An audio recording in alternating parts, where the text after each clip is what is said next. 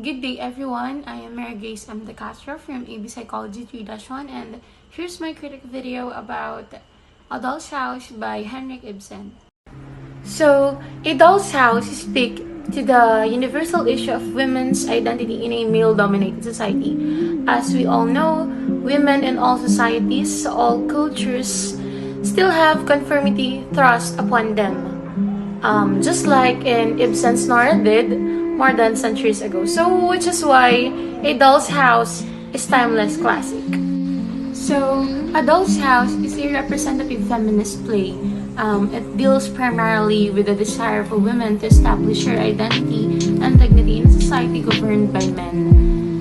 A Doll's House contains ideas of feminism, the negative side of culture, and the struggle of women to be accepted as equal in the society. The social issue that is most central to the plot of A Doll's House is the treatment of women in the society, but more specifically in the societal hold of them. So, women are often addressed to be a weaker version of men, which, as we all know, is very sexist. This play considered to be timeless because of its enduring messages regarding women's rights and women's role in society. It is simply unfair and unjust to expect a woman to be like a doll to her father or to her husband, just like to be submissive or to be unable to have a say. A Doll's House summary takes us through the life of a woman named Nora. It is about the character development of Nora Helmer. She has always been a very domesticated lady throughout her whole life. Further, Nora always does what's best for her family. So, if we're going to talk about the three primary themes of A Doll's House, it would be gender bias, love, and marriage. So, for the first one, gender bias. Gender bias is one of the main themes of the play. The voice of the woman has been suppressed by the society, as I've said, when it comes to marriage, motherhood, and decision making. Nora, as presented there, is not allowed to make any major decisions, even those decisions that affects her own happiness. So, as we all know, Nora and Torvald as presented as married couple.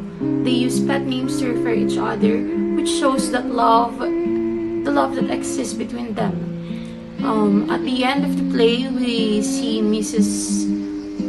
Linde and Krogstad got married, and Dr. Rank has never been married, and he confesses the love he has always had for Nora, even though Nora is a married woman. So for the last one, deception. So another important theme in the play is deception. Nora forges her dying father's signature in order to get the loan. Krogstad helps her to do all of this, then later on uses it to blackmail her. Nora even discloses this to her husband because the society does not allow women to borrow loans. So, the feminism take on that is that Nora represents Ibsen's possible views that women should be equal to men and that they are just capable as men. Nora is the one who saves her husband, which shows her strength as a woman and how she doesn't need to rely on her husband to take care of herself and her family.